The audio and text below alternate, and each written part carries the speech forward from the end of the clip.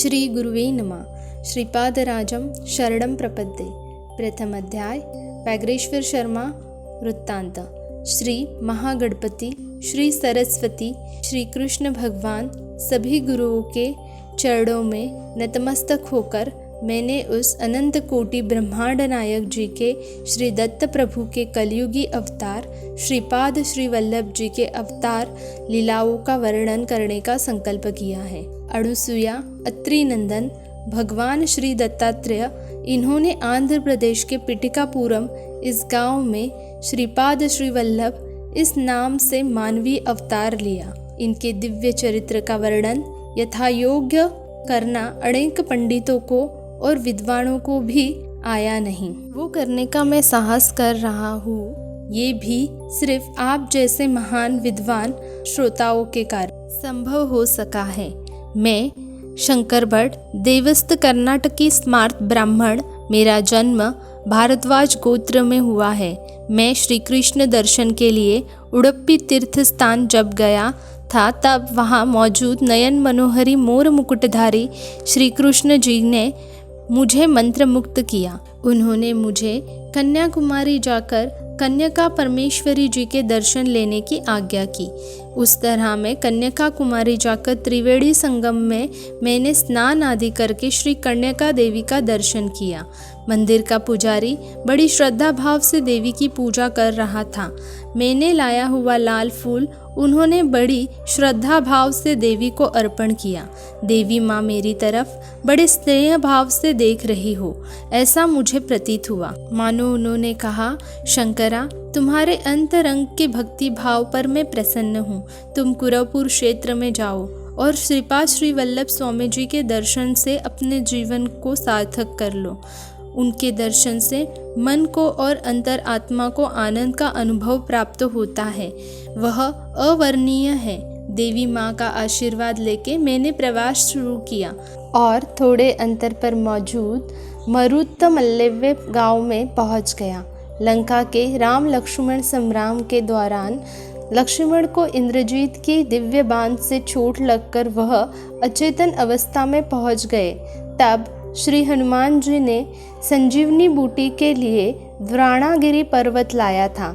लक्ष्मण संजीवनी बूटी से संजीव अवस्था में आने के बाद हनुमान जी वह पर्वत जब स्वस्थान ले जा रहे थे तब उसका एक बड़ा टुकड़ा यहाँ पर गिर गया था। उसी का नाम मरुत्वमल्लई ऐसा पड़ गया। यह स्थान बहुत सुंदर है। यहाँ बहुत सी गुफाएं मौजूद हैं और उसमें कई सारे सिद्ध पुरुष तपस्या कर रहे होते हैं। मैंने तभी गुफाओं का दर्शन लेना आरंभ किया। जब एक गुफा के अंदर गया तब वहाँ एक बाघ शांत बैठा दिखा। उसे देखते ही मेरा शरीर कांपने लग गया और डर के मैं एकदम से श्रीपाद श्री वल्लभा ऐसे जोर से चिल्ला पड़ा। उस निर्जन अरण्य में मेरे आवाज़ का प्रतिध्वनि उतने ही बड़ी आवाज़ से सुनाई दिया। उस आवाज़ को सुनकर एक गुफा से एक वृद्ध तपस्वी बाहर आए और बोले, हे भगवान, तुम धन्य हो। इस अरण्य में श्रीपाद श्री वल्लभ इस नाम का प्रतिध्वनि सुनाई दिया। श्री दत्त प्रभु जिन्होंने कलयुग में श्रीपाद श्री वल्लभ इस नाम से अवतार लिया है, इस बारे में योगी, ज्ञानी और परमहंस लोगों को ही पता है। तुम भाग्यवान हो इसलिए इस पुण्य स्थल में आ पाए। तुम्हारी सभी कामनाएं पूरी होंगी। तुम्हें श्रीपाद श्री वल्लभ जी के दर्शन प्राप्ति का लाभ होगा। इस गुफा के द्वार पे बैठा बाघ एक ज्ञानी महात्मा है, उसे नमस्कार करो। मैंने अत्यंत नम्र भाव से उस बाघ को नमस्कार किया। उस बाघ ने तुरंत ओंकार का उच्चार किया। उस आवाज़ से सारा मरुत्वमल्ले पर्वत प्रसन्न हो गया। फिर उस बाघ ने श्रीपाद राजम शरणम प्रपद्ये ऐसे भगवान को याद किया और फिर एक चमत्कार हुआ।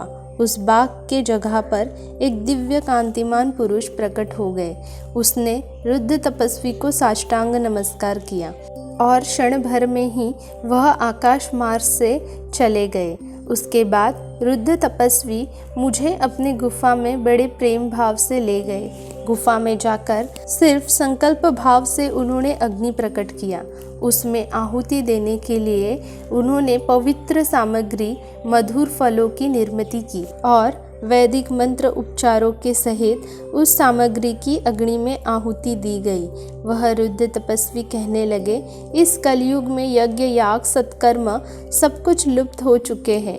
पंचभूतात्मक सृष्टि से लोग लाभ कर लेते हैं, पर उन देवताओं का मात्र विस्मरण लोग करते हैं। यही मानव का धर्म हो गया है। देवताओं की प्रीति प्राप्त करने के लिए यज्ञ करके उन्हें संतुष्ट करना आवश्यक है। उनके कृपा प्रसाद से ही प्रकृति अनुकूल होती है। प्रकृति के किसी भी शक्ति का प्रकोप मानव सहन कर नहीं सकता। प्रकृति में मौजूद शक्ति को मानव को यथा योग्य तरीके से शांत जरूर करना चाहिए। ऐसा ना करने से अनेक संकटों का सामना करना पड़ता है। मानव धर्म आचरण ना करे तो प्रकृति शक्ति उसका दंड उसे योग्य समय पे जरूर देती है। लोक हित के लिए मैंने यह यज्ञ किया है। इस यज्ञ के फल स्वरूप तुम्हें श्रीपाद श्री वल्लभ स्वामी जी का दर्शन अवश्य होगा। जन्म जन्मांतर का पुण्य फल फलित होने पर उनका दर्शन होने का ऐसा लाभ इंसान को प्राप्त होता है। उस रुद्र तपस्वी के मुख से बहने वाले इस पवित्र वाणी से मैं बहुत प्रभावित हो गया और बहुत ही नम्र होकर उन्हें साष्टांग दंडवत नमस्कार किया। मैंने उनके चरणों में प्रार्थना की, हे ऋषिवर, मैं पंडित नहीं, कोई योगी नहीं और साधक भी नहीं, मैं एक अल्पज्ञानी हूँ। मेरे मन के संदेह की निवृत्ति करके आप अपना वरद हस्त मेरे सिर पर रखिए। उस महान पुरुष जी ने मेरी शंकाओं का समाधान करने का मन प्रदर्शित किया।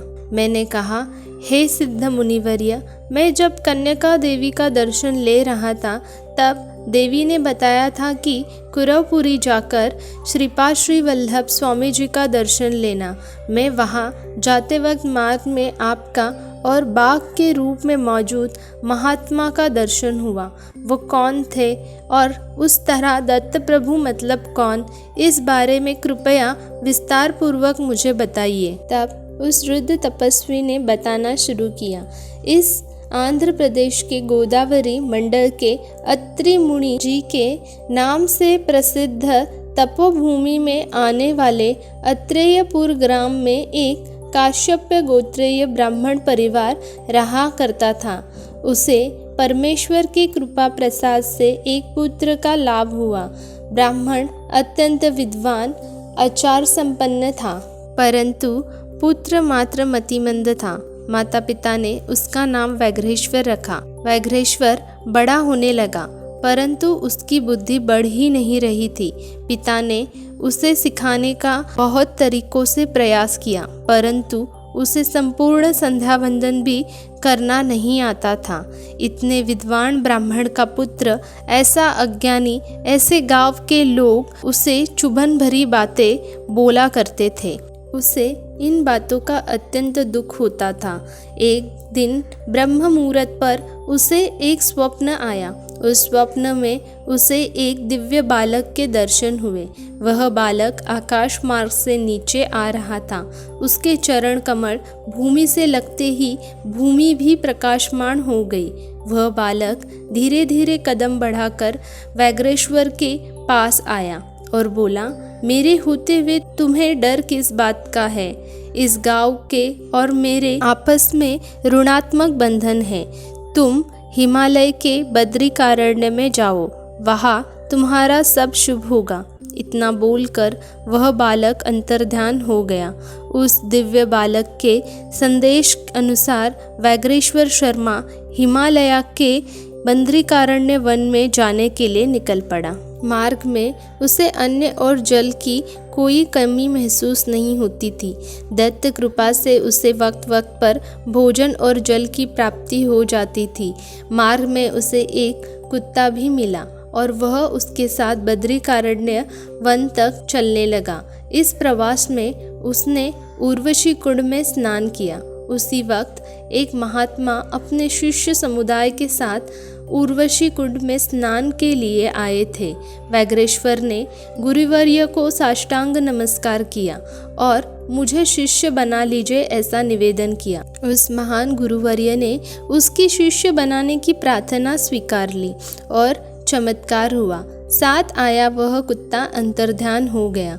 उस वक्त वो महात्मा बोले, हे व्यग्रेश्वरा, तुम्हारे साथ आया वह श्वान तुम्हारे पूर्व जन्म के पुण्यों का फल का प्रतीक था। उसने तुम्हें हमारे स्वाधीन करके वह अंतर्ध्यान हो गया। श्रीपाद श्री वल्लभ स्वामी जी के कृपा के कारण ही तुम यहाँ आ पाए और इस पुण्यप्रद कुंड में स्नान कर पाए। ये नर नारायण के तपस्या से पुण्य फलित हुई तपोभूमि है। इस पर व्यग्रेश्वर ने कहा, हे गुरुवर्य, श्रीपाद श्री वल्लभ कौन है? उन्होंने मुझ पर इतनी कृपा क्यों की है?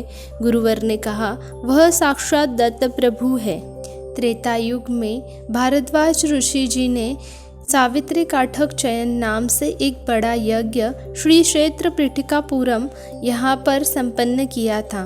उस यज्ञ में उन्होंने शिव पार्वती जी को आमंत्रण किया था। उस दौरान भगवान शिव जी ने महर्षि को आशीर्वाद दिया, आपके कुल में अनेक महात्मा सिद्ध पुरुष, योगी पुरुष अवतार लेंगे। अनेक जन्म के पुण्य कर्मों से दत्त भक्ति का अंकुर निर्मित होता है और वह सातत्य से बढ़ने पर श्रीपाद श्री वल्लभ स्वामी जी के दर्शन होते हैं। उनके चरण स्पर्श और संभाषण का भाग्य लाभ होता है। हे व्यग्रेश्वर, तुम पर स्वामी जी की कृपा हुई है। मैं अभी अपने गुरुदेव के दर्शन हेतु जा रहा हूँ, फिर से 1 साल बाद आऊँगा। आप अपने अपने गुफा में आत्मज्ञान की प्राप्ति हेतु तपस्या कीजिए। यह बोलकर वह महान गुरुदेव द्रोणागिरी पर्वत पर चले गए। व्यग्रेश्वर गुफा में ध्यान करने लगा, पर उसका सारा ध्यान व्याघ्र रूप की ओर ही चला जाता था।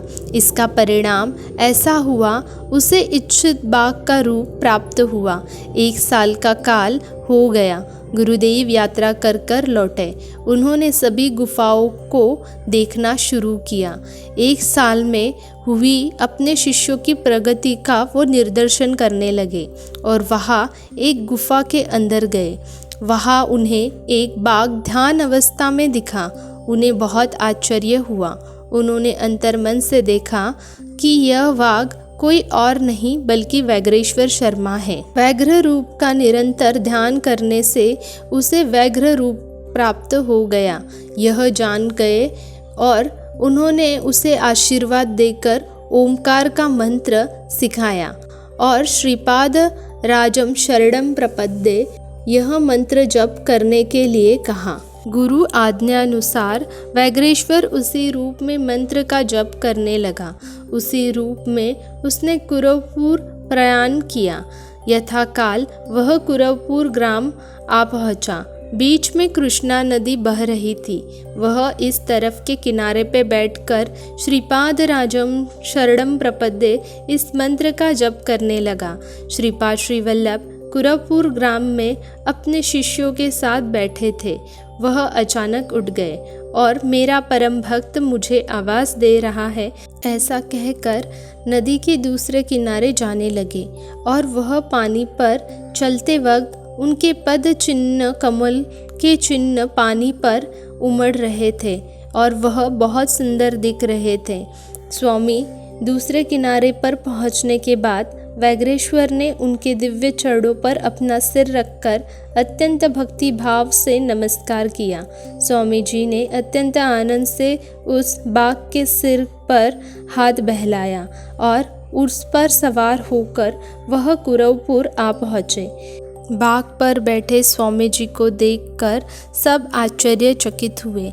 वह बाघ से उतरते ही उस बाघ के शरीर से एक दिव्य पुरुष बाहर आया और उस बाघ ने अपने शरीर के चमड़े को स्वामी जी के आसन के रूप में स्वीकार करने का निवेदन किया। वो श्री जी के चरण में बड़े भक्ति भाव से नतमस्तक हो गया। उसके अष्टभाव जागृत हो गए और उसने आँखों के अश्रु से स्वामी जी के चरणों का अभिषेक किया। बड़े प्रेम भाव से स्वामी जी ने उसे उठाया और कहा, हे व्यग्रेश्वर, तुम एक जन्म में अत्यंत बलशाली पहलवान थे। तब तुम बाघ से युद्ध करके उस बाघ के साथ अत्यंत क्रूरतापूर्वक व्यवहार करते थे। उन्हें वक्त पर अन्न पानी नहीं देते थे। उन्हें जंजीरों से बांधकर लोगों के मनोरंजन के लिए रखते थे। इस दुष्ट कर्म के कारण तुम्हें अनेक नीच जीव जंतुओं के जाति में जन्म लेना पड़ सकता था, परंतु मेरे आशीर्वाद के कारण वो सारे दुष्ट कर्म हरण हो चुके हैं। तुम दीर्घकाल बाघ रूप में रह चुके हो, इस कारण तुम्हें इच्छानुसार बाघ का रूप धारण करने का आशीर्वाद देता हूँ और तुम इस रूप को छोड़ भी सकते हो। हिमालय में कई सारे सालों तक मेरी तपस्या कर रहे सिद्ध लोगों का तुम्हें दर्शन होगा और आशीर्वाद मिलेगा। योग मार्ग में तुम अत्यंत प्रबल हो जाओगे, ऐसा स्वामी जी ने उसे आशीर्वाद दिया। स्वामी जी ने आगे कहा, तुमने हिमालय में एक बाघ अत्यंत शांत रूप में देखा था ना, वह एक महात्मा है। तपस्या कर रहे संत पुरुषों को सामान्य लोग और अन्य पशु पक्षियों से कोई त्रासदी ना हो, इसलिए उसने वह व्याघ्र रूप धारण किया था और वह उनका संरक्षण कर रहा था। गुफा में मौजूद तपस्या कर रहे संतों का परस्पर वर्तमान बताने का कार्य भी वह बाघ अत्यंत आनंदित भाव से करता था। यह सब दत्त प्रभु जी की लीला थी। श्रीपाद श्री वल्लभांचा जय जयकार असो। फलश्रुति घर में शांति रहती है और सुखों की प्राप्ति होती है। श्रीपाद राजम शरणम प्रपद्ये।